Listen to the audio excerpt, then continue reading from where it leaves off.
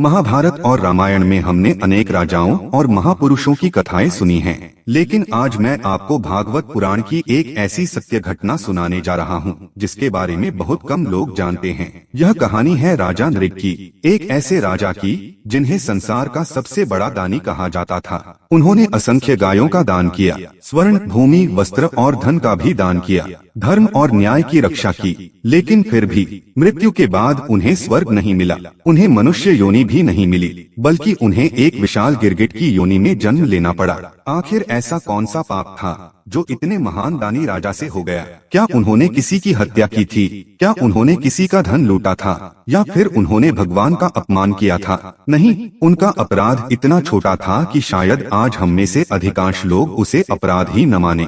लेकिन धर्म के नियम इतने सूक्ष्म होते हैं कि कभी कभी अनजाने में हुई एक भूल भी बहुत बड़ा परिणाम दे सकती है। भागवत पुराण में वर्णित राजा नृग की इस अद्भुत, रहस्यमयी और जीवन बदल देने वाली कथा की शुरुआत करते हैं। राजा नृग सूर्यवंश के महान और धर्मपरायण राजाओं में गिने जाते थे। वे राजा इक्ष्वाकु के वंशज थे, उसी महान सूर्यवंश के जिसमें आगे चलकर भगवान श्री राम का जन्म हुआ। राजा नृग केवल एक शक्तिशाली शासक ही नहीं थे, बल्कि वे धर्म, दया और दान के लिए पूरे आर्यावर्त में प्रसिद्ध थे।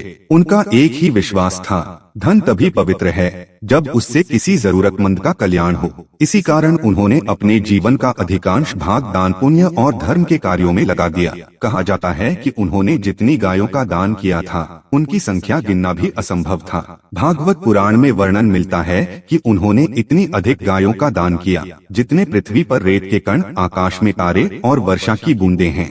यह संख्या केवल उनके दान की महिमा बताने के लिए कही गई है, लेकिन वे साधारण गायें नहीं थीं। हर गाय युवा, स्वस्थ, दूध देने वाली और शांत स्वभाव की होती थी। उनके सींगों पर सोना चढ़ाया जाता था, खुर चांदी से मढ़े होते थे, गले में सुंदर पुष्पमालाएं और रेशमी वस्त्र सजाए जाते थे।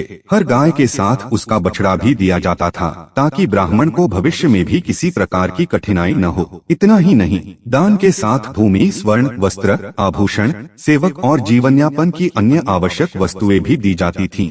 राजा नृग कभी दिखावे के लिए दान नहीं करते थे। वे स्वयं योग्य ब्राह्मणों की खोज करवाते, उनके आचरण की परीक्षा करवाते और तभी उन्हें सम्मान पूर्वक दान देते थे। उनके राज्य में प्रतिदिन यज्ञ होते थे, ऋषि मुनियों का सत्कार होता था, गरीबों को भोजन कराया जाता था, अनाथों की सहायता की जाती थी, वृद्धों और रोगियों की सेवा की जाती थी। पूरा राज्य धर्ममय वातावरण से भरा हुआ था। समय बीतता गया, राजा नृग की कीर्ति चारों दिशाओं में फैल गई। दूर दूर के राज्य उनके दान की चर्चा करने लगे।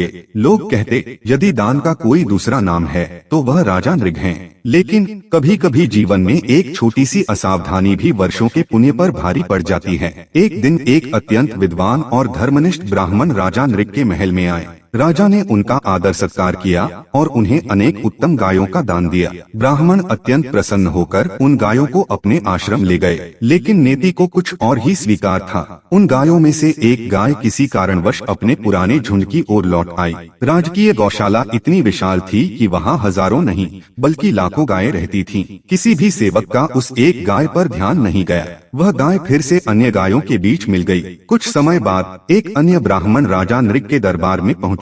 राजा ने उनका भी आदर पूर्वक स्वागत किया। दान का समय आया। राजकीय सेवकों ने गौशाला से अनेक उत्तम गायें चुनी, लेकिन अनजाने में उसी गाय को भी उन गायों के साथ खड़ा कर दिया जो पहले ही एक ब्राह्मण को दान दी जा चुकी थी। राजा नृग को इस बात का तनिक भी ज्ञान नहीं था। उन्होंने पूरे श्रद्धा भाव से उन सभी गायों का दान दूसरे ब्राह्मण को भी कर दिया। दूसरे ब्राह्मण अत्यंत प्रसन्न होकर गायों को लेकर अपने आश्रम की ओर चल पड़े। उधर पहले ब्राह्मण ने जब अपनी प्रिय गाय को दूसरे व्यक्ति के साथ जाते हुए देखा तो वे तुरंत उसके पास पहुँचे।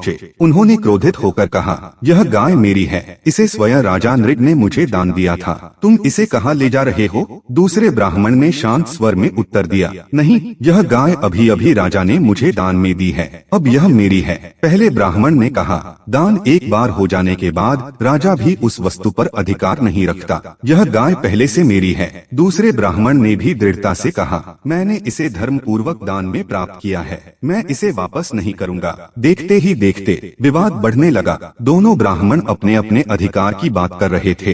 गाय दोनों के बीच खड़ी थी। एक ओर सत्य था और दूसरी ओर भी सत्य ही था। दोनों निर्दोष थे। दोष यदि किसी का था तो वह केवल एक अनजानी भूल थी। अंततः दोनों ब्राह्मण न्याय पाने के लिए सीधे राजा नृग के राजदरबार की ओर चल पड़े। राजा नृग को अभी तक यह भी पता नहीं था कि उनकी एक छोटी सी भूल उनके जीवन की सबसे बड़ी परीक्षा बनने वाली है। राजा नृग के राजदरबार में उस दिन एक विचित्र स्थिति उत्पन्न हो गई। दोनों ब्राह्मण अपने अपने अधिकार का दावा कर रहे थे। एक ब्राह्मण कह रहा था, महाराज, यह गाय आपने सबसे पहले मुझे दान में दी थी। धर्मशास्त्र के अनुसार एक बार दान की गई वस्तु पर दाता का कोई अधिकार नहीं रहता, इसलिए यह गाय मेरी है। दूसरे ब्राह्मण ने तुरंत उत्तर दिया, राजन, यही गाय आपने कुछ समय पहले स्वयं मुझे भी दान दी है। मैंने इसे किसी से छीना नहीं है। मैं इसे धर्म पूर्वक प्राप्त करके ले जा रहा हूँ। दोनों ही सत्य बोल रहे थे। दोनों ही धर्म का पालन कर रहे थे और सबसे बड़ी बात, दोनों में से कोई भी लालच नहीं कर रहा था। राजा नृग ने जब पूरी बात सुनी तो वे कुछ क्षणों के लिए मौन हो गए। उन्होंने तुरंत समझ लिया कि यह किसी सेवक की भूल से हुआ है, लेकिन चाहे भूल किसी की भी रही हो, धर्म के अनुसार उसकी जिम्मेदारी राजा की ही थी। राजा नृग तुरंत अपने सिंहासन से उठे। वे दोनों ब्राह्मणों के सामने हाथ जोड़कर खड़े हो गए। बहुत ही विनम्र स्वर में उन्होंने कहा, हे आदरणीय ब्राह्मणों, यह भूल जानबूझकर नहीं हुई। मुझसे अनजाने में अपराध हो गया है। कृपया मुझे क्षमा करें। इसके बाद उन्होंने पहले ब्राह्मण की ओर देखकर कहा, आपकी गाय आपको अवश्य मिलेगी। फिर दूसरे ब्राह्मण से बोले, और आपको मैं इसके बदले केवल एक नहीं बल्कि 1,00,000 उत्तम गायें दूंगा। उनके साथ स्वर्ण, भूमि, रत्न और जो कुछ भी आप चाहें वह सब दूंगा। केवल कृपया इस विवाद को यहीं समाप्त कर दीजिए। लेकिन दूसरे ब्राह्मण ने शांत किंतु दृढ़ स्वर में कहा, महाराज, मैं धन का भूखा नहीं हूँ। यदि यह गाय पहले किसी और को दान दी जा चुकी थी तो मैं इसे स्वीकार नहीं कर सकता, लेकिन अब आपने स्वयं मुझे दान दिया है, इसलिए मैं इसे बिना धर्म का निर्णय हुए वापस भी नहीं कर सकता। राजा ने पहले ब्राह्मण की ओर देखा। उन्होंने भी स्पष्ट शब्दों में कहा, महाराज, मुझे लाखों गायों की आवश्यकता नहीं है। मुझे केवल वही गाय चाहिए जो आपने मुझे दान दी थी। राजा नृग ने फिर निवेदन किया, यदि 1,00,000 गायें कम हैं, तो मैं 10,00,000 गायें देने को तैयार हूँ। स्वर्ण, रत्न, हाथी, घोड़े, भूमि, महल जो चाहे ले लीजिए, लेकिन कृपया मुझे इस पाप से बचा लीजिए। किंतु दोनों ब्राह्मण अपने अपने धर्म पर अडिग रहे। उनमें से किसी ने भी राजा का प्रस्ताव स्वीकार नहीं किया। कुछ देर बाद पहला ब्राह्मण दुखी होकर वहाँ से चला गया। दूसरा ब्राह्मण भी बिना गाय छोड़े अपने मार्ग पर निकल गया। राजा नृग सिंहासन पर बैठे रहे, लेकिन उस दिन उनके मन की शांति समाप्त हो चुकी थी। वे बार बार सोचने लगे, मैंने जीवन भर धर्म का पालन किया, फिर भी मुझसे इतनी बड़ी भूल कैसे हो गई। उस दिन के बाद भी राजा नृग ने दान, पुण्य और धर्म के कार्य कभी नहीं छोड़े। उन्होंने पहले से भी अधिक सावधानी बरतनी शुरू कर दी, लेकिन जो कर्म हो चुका था उसका फल समय आने पर मिलना ही था। वर्ष बीतते गए, राजा वृद्ध हो गए और एक दिन समय का अटल नियम उनके द्वार पर भी आ पहुंचा। राजा नृग ने अपने जीवन की अंतिम सांस ली। जैसे ही उनका शरीर छूटा, उनकी आत्मा यमलोक पहुंची। वहां धर्मराज यम अपने सिंहासन पर विराजमान थे।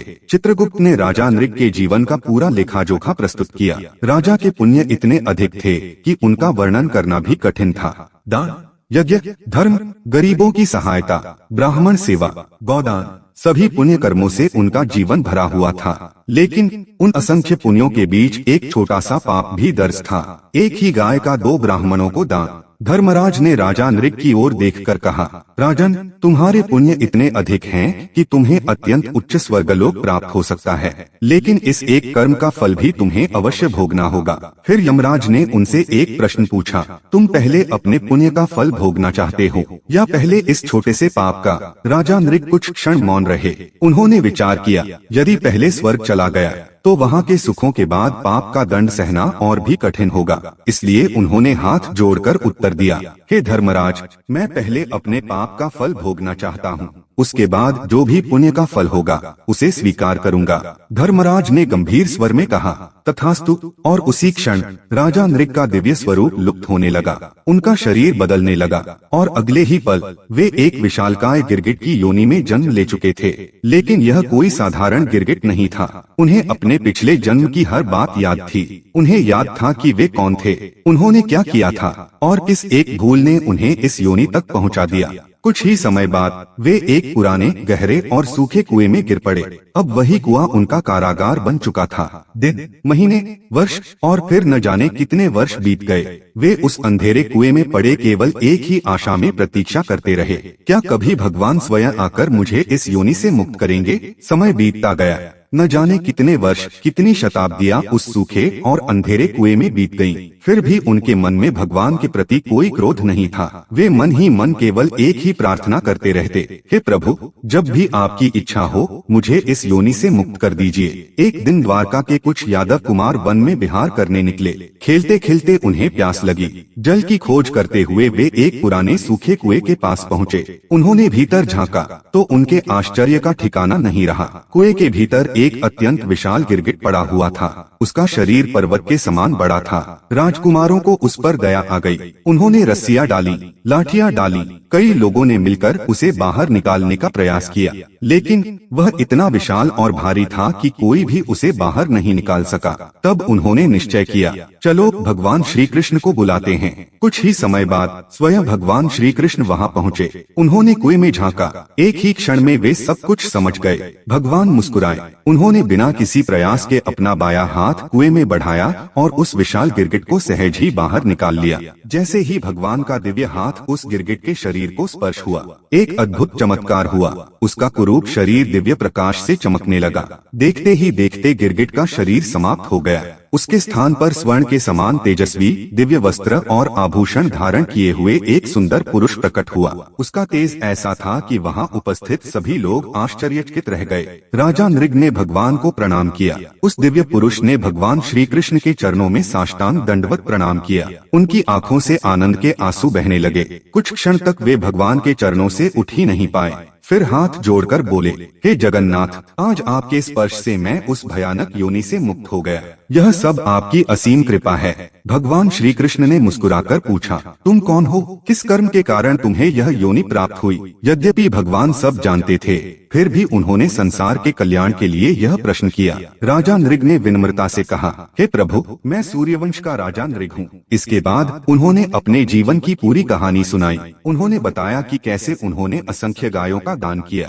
कैसे एक गाय भूलवश 2 ब्राह्मणों को दान हो गई, कैसे उन्होंने लाखों गायें देकर भी अपनी भूल सुधारने का प्रयास किया, कैसे दोनों ब्राह्मण नहीं माने, कैसे यमराज ने उन्हें पहले पाप का फल भोगने का अवसर दिया, और कैसे वे इस गिरगिट की योनि में आ गए। फिर राजा नृग बोले, हे प्रभु, मैंने जानबूझकर कोई पाप नहीं किया था, फिर भी धर्म का नियम अटल है। अनजाने में हुई भूल का फल भी मुझे भोगना पड़ा।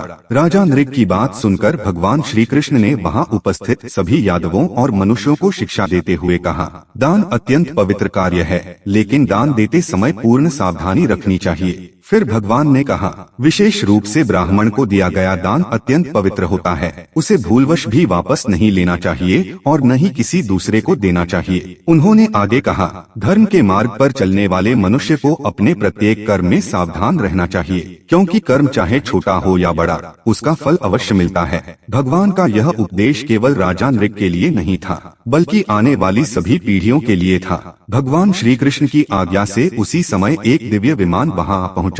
राजा नृग ने एक बार फिर भगवान के चरणों में प्रणाम किया। उन्होंने हाथ जोड़कर कहा, हे प्रभु, आपकी कृपा के बिना इस बंधन से मुक्त होना असंभव था। मैं सदैव आपका ऋणी रहूंगा। इसके बाद वे दिव्य विमान में बैठकर स्वर्गलोक की ओर प्रस्थान कर गए। वहां उपस्थित सभी लोग इस अद्भुत घटना को देखते रह गए। इस कथा से हमें अनेक महत्वपूर्ण शिक्षाएं मिलती हैं। अच्छे कर्म कभी व्यर्थ नहीं जाते, लेकिन अनजाने में हुई भूल का फल भी अवश्य मिलता है। दान, धर्म और न्याय के कार्य पूरी सावधानी और ईमानदारी से करने चाहिए। किसी का अधिकार कभी नहीं छीनना चाहिए, चाहे वह भूलवश ही क्यों न हो। भगवान न्यायप्रिय हैं, लेकिन वे करुणामय भी हैं। जो व्यक्ति अपने कर्मों को स्वीकार करता है और भगवान की शरण में रहता है, उसे अंततः भगवान की कृपा अवश्य प्राप्त होती है। जय श्री हरि।